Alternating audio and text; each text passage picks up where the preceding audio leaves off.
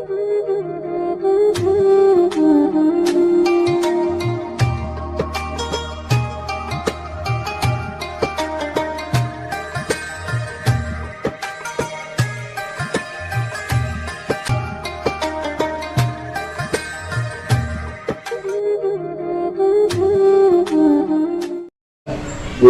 hajarnya, buang air kecil, bagaimana berakhlak terhadap sosial. Jadi kita ini adalah makhluk sosial. Maka makhluk sosial, makhluk yang berinteraksi dengan dua hal. Interaksi yang pertama adalah kita mempunyai hubungan dengan Allah Subhanahu wa Ta'ala, dan yang kedua kita mempunyai hubungan dengan sesama manusia. Apa disebut yang Al-Quran yang sering kita dengar? Hablum minallah, hablum minannas. Jadi apa? Hubungan manusia dan hubungan dengan Allah. Semuanya udah diajarin bagaimana kita cara berhubungan dengan Allah yang baik, dan bagaimana kita cara berhubungan terhadap manusia itu dengan baik, dan itu semuanya diajarkan di dalam akhlak. Sekarang kita masuki hubungan kita terhadap manusia. Kita makhluk sosial. Bagaimana hubungan kita terhadap manusia, hubungan kita terhadap kedua orang tua kita, terhadap kawan-kawan kita, dan terhadap masyarakat yang ada di sekitar kita. Dimana yatakhallaqul walad, dengan apa seorang anak berakhlak, bagaimana seorang anak beradab. Yajibu 'alal walad an yatakhallaqa bil akhlaqil hasanah min sigarihi la'isa mahbuban fi kibarihi. Wajib atas seorang anak berakhlak dengan akhlak yang baik. Berarti akhlak yang baik hukumnya apa? Hukumnya apa? Hukumnya wajib. Kalau wajib, apa arti wajib? Dikerjakan mendapat pahala, dikerjakan mendapat pahala, tidak tidak dikerjakan mendapat pahala, ditinggalkan mendapat dosa. Jadi seorang anak dia wajib berakhlak dengan akhlak yang baik semasa kecil. Dari kecil kita dianjurkan untuk mempunyai akhlak yang baik. Ini kalian ini masih apa? Usia masih relatif. Belum dibilang kecil tidak, dibilang dewasa tidak. Ini masa-masa produktif kalian ini, masa-masa perkembangan. Jadi kalian mau ikut kemana ini dari sekarang penentuannya. Kalau kalian arahnya bergaul dengan orang-orang yang tidak baik, kalian akan cepat rusak daripada hidup kalian. Masa-masa umur kalian yang harus masih SMP, SMA atau SD dan pendidikan kelas 5, ini masa-masa produktif kalian ini mau ikut kemana? Makanya dari kecil di sini kita diajarkan dalam Islam dengan akhlak yang baik. Kalau kita ingin punya akhlak yang baik, maka pergaulan dengan orang-orang yang baik. Kalau kalian bergaul dengan orang-orang yang rusak, omongannya rusak, omongannya kotor, jorok, binatang semuanya dikeluarin, akhlaknya nggak baik, perilakunya nggak baik, kalian pun akan ikuti mereka, orang yang kalian temani. Kenapa? Umur kalian ini masih ikut-ikutin daripada kelakuan teman kalian. Tapi kalau kalian berkumpulnya dengan yang baik, teman-teman yang baik, perkumpulan yang baik, insya Allah kalian akan juga ikut baik.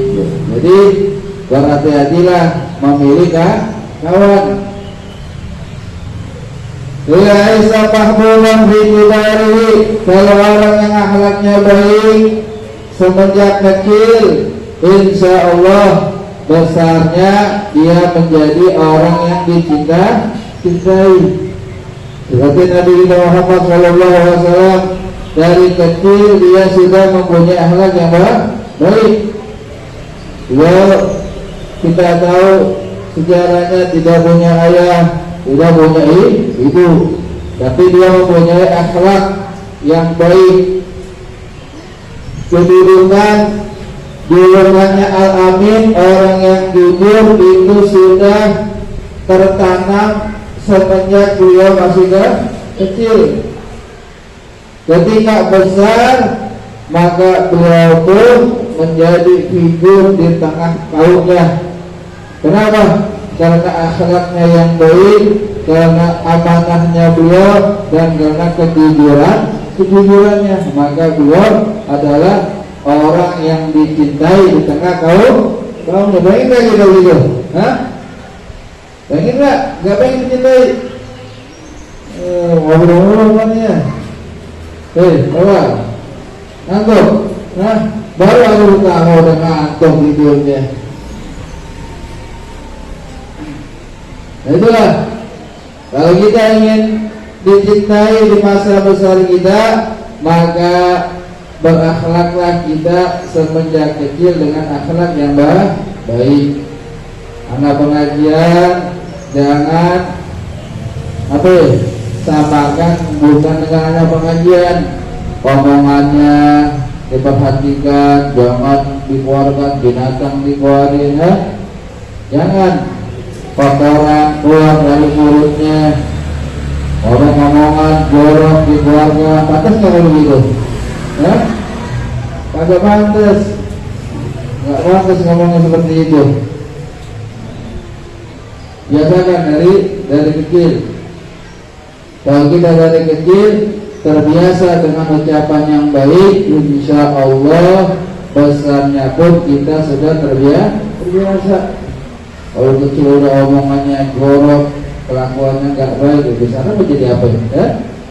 Itu di hidupnya di pengajian, apalagi nggak di pengajian hidupnya. Jangan, kalau ini harus menjadi figur dan contoh. Nah, Rasulullah katakan, syababul yawm rijalul ghad. Pemimpin pemuda hari ini cikal bakal menjadi pemimpin di kemudian hari. Kali ini calon apa? Calon pemimpin. Dalam memimpin, syababul yawm rijalul ghad. Pemimpin hari ini adalah cikal bakal pemuda hari ini, yang laki yang perempuan, cikal bakal pemimpin di kemudian hari.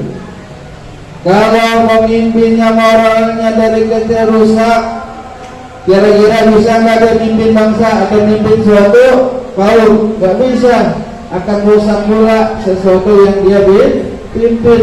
Kalau dia masa kecilnya sudah berakhlak, ketika besar dia menjadi seorang pemimpin, insya Allah dia akan menjadi pemimpin yang adil.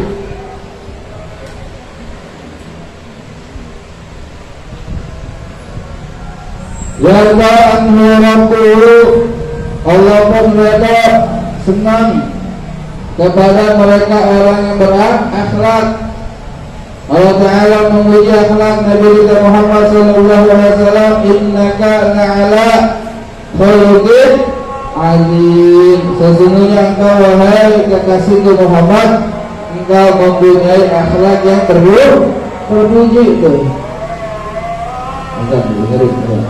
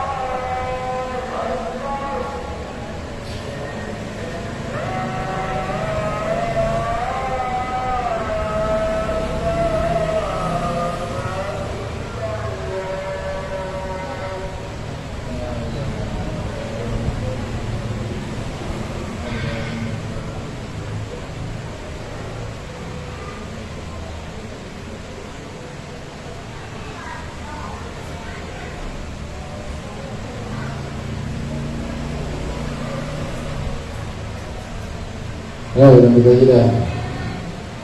Yarda anhu rabbuhu ya benar. Dan orang yang berakhlak dicintai oleh Tuhannya Allah Subhanahu wa ta'ala. Yuhibbuhu wa jami'un nas, dan dicintai keluarganya dan seluruh manusia, seluruh masyarakatnya.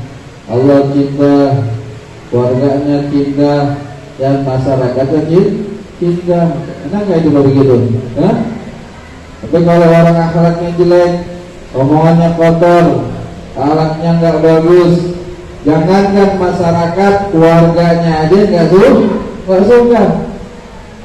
Ayah dan bundanya pun, ibunya nggak suka kepada seorang anak yang berakhlak yang buruk.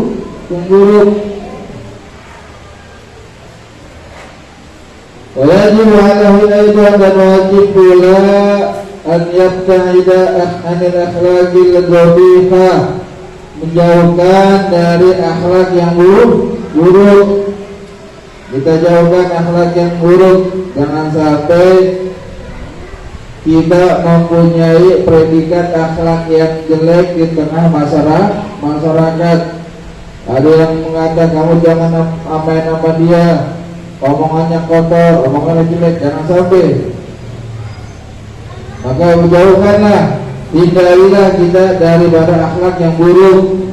Kaila yakuna makruhan la yad'anhu rabbu wa la yuhibbuhu ahluhu wa la ahadu minan nas, agar tidak dibenci. Ketika kita mempunyai akhlak, ketika kita menjauhi akhlak yang buruk, gunanya agar kita tidak menjadi orang yang dibenci.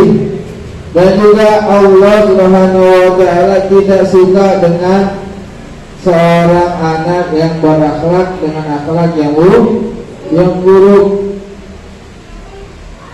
Wala yahibbuhu, dan keluarganya pun tidak dicintai keluarganya, dan juga tidak dicintai oleh masyarakat.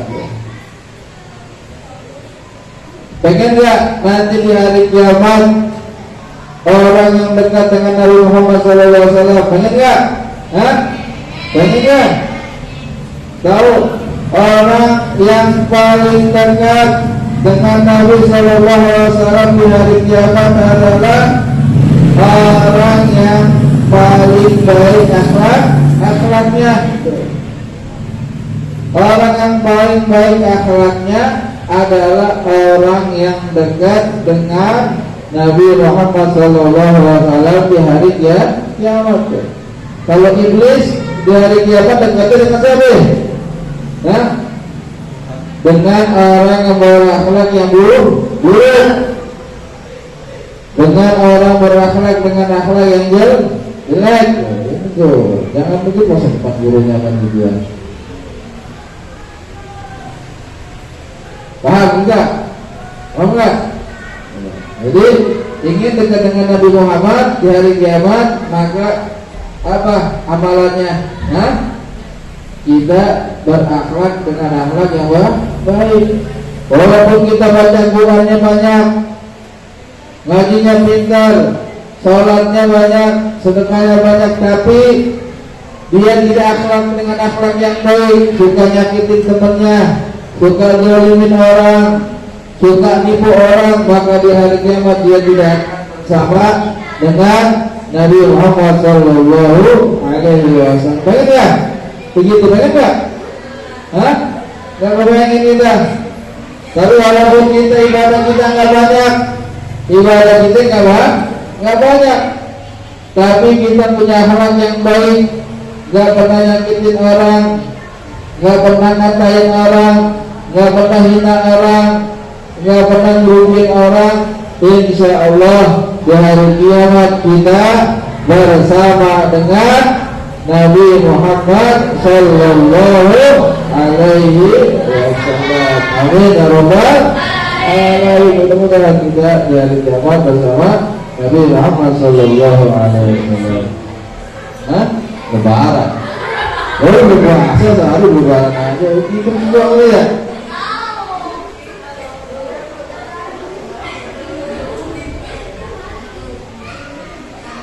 Awaladul hadir wahtarin walidi wa mu'allimi wa ikhwana wal kibar. Seorang anak yang beradab, dia menghormati kedua orang tuanya. Nggak boleh juga kalau kita ingin berakhlak dengan akhlak yang baik, maka salah satunya adalah hormati kedua orang tua kalian. Dalam Al-Quran, wala taqul lahuma jangan kalian berkata kepada orang tua kalian, itu termasuk durhaka. Apa kalau disuruh misalkan wanita beli bawang, mama, itu udah termasuk durhaka. Bilang buat disuruh dibilang doang tuh, itu termasuk anak yang durhaka. Kalau bilang wanita beli garam, siapa? Itu anak yang berakhlak, anak yang baik, menghormati kedua orang tuanya. Jangan sampai suara kita ini melebihi daripada suara orang tua, apalagi sampai marah-marah sama ayah mamanya. Itu nggak bagus, bukan akhlak yang baik. Gitu. Mu'allimihi, dan terhadap gurunya, dia menghormati kedua orang tuanya, dia hormati dan dia hormati pula gurunya. Guru dengan orang tua sama nggak? Sama-sama orang tua kalian. Rasulullah katakan, abuka salasah, orang tua kami ada 3. Orang tua kita ini ada 3. Lalu kalian ini baru punya 2 orang tua, yang 1 belum. Siapa orang tua yang pertama? Yang pertama waladaka, ayahmu yang melahirkanmu. Jadi orang tua yang melahirkan kita, itu adalah orang tua kita. Terus yang kedua siapa? Yang kedua adalah ayahmu yang menikahkanmu. Siapa itu? Mertua. Nanti kalian belum ada kali ini. Nanti kalian bakal punya baru mertua. Bakal punya mertua, orang yang tua yang melahirkan kita. Itu ada di rumah sekarang kalian punya. Dan orang tua yang kedua, orang tua yang mana? Yang menikahkan kita, itu namanya apa? Namanya mertua. Wajib nggak dihormati? Wajib. Sama kita menghormati kedua orang tua kita. Yang ketiga siapa? Yang ketiga adalah abuka yu'allimuka, orang tuamu yang mengajarkan kamu ilmu agama. Itu orang tua itu. Orang tua yang lahirin kita, orang tua yang menikahkan kita, dan orang tua yang mengajari kita daripada agama. Mana yang lebih afdal dari ketiga ini? Kata ulama, yang lebih afdal kalau orang tua yang membesarkan kita, mereka hanya membesarkan jasmani kita, tapi yang mengenalkan kita kepada Allah siapa? Yang mengajarkan kita bisa baca Al-Quran, yang mengajarkan kita bisa cara salat yang benar, yang mengajarkan kita kenal dengan Allah siapa? Orang tua yang mengajari kita. Maka ulama mengatakan dialah yang lebih, orang tua yang lebih afdal. Dulu Ustaz, waktu pesantren di Duri, ada orang tua Ustaz panggil ke rumah, ada keperluan. Tapi guru di sana juga punya keperluan dengan waktu yang bersamaan. Bingung nggak? Di rumah orang tua punya keperluan, dan di pesantren pun guru punya keperluan. Lalu bingung nih, Orang tua yang mana yang saya duluin? Orang tua yang membesarkan Ustaz apa orang tua yang mendidik Ustaz pesantren? Maka Ustaz tanya lagi dengan Ustaz yang lain. Ustaz, saya dibutuhkan disuruh pulang orang tua, ada keperluan, dan juga disuruh sama Ustaz. Maka kata Ustaz guru Ustaz yang lain, maka apa katanya? Dahulukanlah guru yang mengajarkanmu walaupun dia itu berbarengan dengan perintah orang tua yang mendidikmu, yang melahirkanmu. Disuruh, maka Ustaz lebih milih guru yang mendidik. Atas senang atas ini.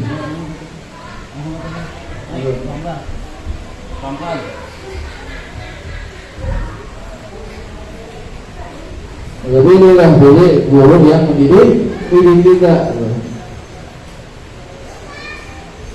Lalu kita hormati orang tua yang hormati kita, yang melahirkan kita, dan guru yang melahirkan kita. Tidak hormati guru, bukan hormati guru aja, tapi hormati juga anak-anaknya, keluarganya pun kita hormati. Ada seorang ulama besar, dia sedang mengajar. Ketika dia sedang mengajar, ini ulama entah duduk, entah berdiri, entah duduk, entah diri. Lalu ditanya apa? Selesai ngajar ditanya apa muridnya yang lain. Oh tuan guru, tadi kamu aku lihat lagi ngajar, entah duduk, entah berdiri, entah duduk, entah diri. Ada apa gerangan? Apa kata gurunya? Kata gurunya, aku sedang menghormatin anakku, anak daripada guruku. Anak guruku ini sedang ada di luar masjid, dia lagi pelayangan tuh. Kelihatan kalau ini anak kelihatan oleh gurunya berdiri menghormati anak gurunya. Kalau nggak kelihatan gurunya duduk lah, nggak bisa segitunya. Mereka menghormati daripada anak gurunya, apalagi mereka menghormati gurunya. Makanya orang guru ilmunya berkah. Ya mau guru lebarannya di jalanan, nggak usah lebaran ke rumah, jangan di jalanan. Ya, kalau lebaran kemana? Datang kemana? Datang ke rumah satu nol, jangan di jalanan kita lagi naik motor seperti ini. Di jalanan begitu nih, buang undangan. Dapat nggak begitu? Nggak loh, salah Pak. Waifanahu al-kibar, dan juga anak yang beradab, dia menghormati yang lebih besar darinya dan sayang orang yang lebih kecil darinya. Kita hormatin orang yang lebih tua usianya dari kita, dan kita sayangin orang yang usianya di bawah daripada kita. Jadi saling apa? Saling sayang menyayangi. Kita yang tua kalau ingin dihormati oleh anak yang lebih kecil usia dari kita, maka kita harus menyayangi mereka terlebih dahulu. Kalau kita sayang kepada yang lebih kecil dari kita, insya Allah mereka pun akan hormat kepada kita. Kalau kita nggak sayang sama mereka, gimana mereka akan hormat kepada kita? Nggak akan hormat.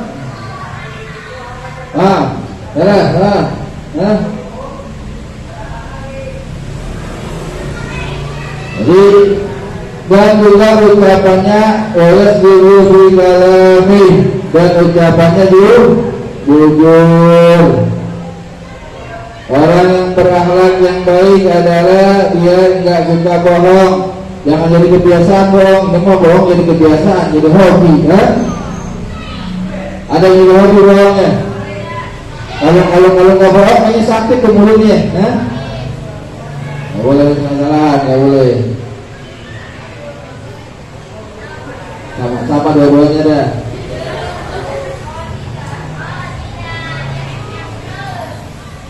wa tawadhu ma'anas, dan dia rendah hati terhadap manusia, enggak sombong. Rendah hati itu enggak sombong. Mentang-mentang dia lebih pintar dari temannya, maka direndahkan temannya yang lebih rendah pintarannya. Mentang-mentang dia lebih kaya, dia sombong sama temannya yang lebih susah. Nggak boleh. Ilmu harta adalah titipan dari Allah Subhanahu wa Ta'ala. Walaupun kita udah besar pun kita harus tawadhu, rendah hati. Seperti bintang, hiduplah seperti bintang. Bintang adanya di mana? Di atas apa di bawah?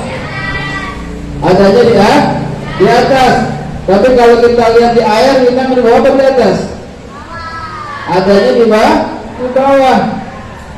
Kalau asap, adanya di bawah atau di atas berasalnya?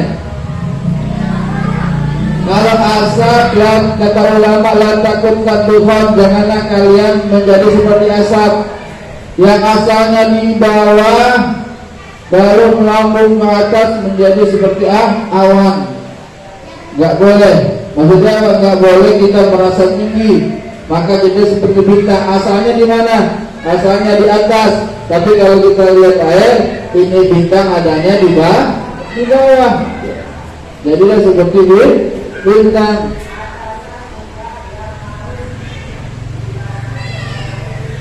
Dan sabar atas gangguan. Kalau ada teman yang gangguin kita kudu sabar. Wala yatakhasamu ma'hum, dan tidak bermusuh-musuhan. Nggak boleh kita musuhan. Apa kata Nabi dalam hadis bahwasanya apabila seorang 3 hari dia nggak saling tegur, ada nggak 3 hari nggak tegur-teguran? Ada nggak sini? Hah? Kalau dia sama teman 3 hari dia nggak saling tegur, udah melewati 3 hari nggak tegur, marah-marahan, dia meninggal, maka dia meninggal dalam keadaan dilaknat oleh Allah Subhanahu wa Ta'ala. Maka nggak boleh kita musuh-musuh bermusuhan di lebih dari 3 hari. Ini nggak boleh, haram hukumnya nggak boleh. Maafkan mereka orang-orang yang mempunyai salah terhadap kita. Ini mah apa lebaran atau lebaran belum maaf, masih aja kue-kuean. Nggak boleh kita jangan bermusuhan. Jadi senang kalau orang yang saling bermusuhan, apalagi sampai memutuskan hubungan silaturahmi. Alhamdulillah. Nggak boleh sampai hubungan, apalagi sampai memutuskan hubungan silaturahmi.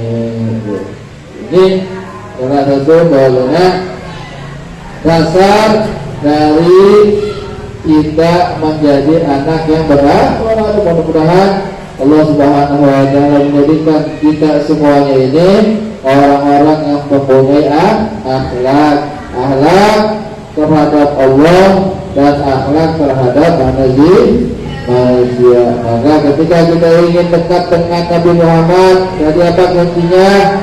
Kuncinya adalah dekat dengan Rasulullah di hari kiamat adalah kita harus mempunyai akhlak yang baik. Wallahu a'lam bishawab.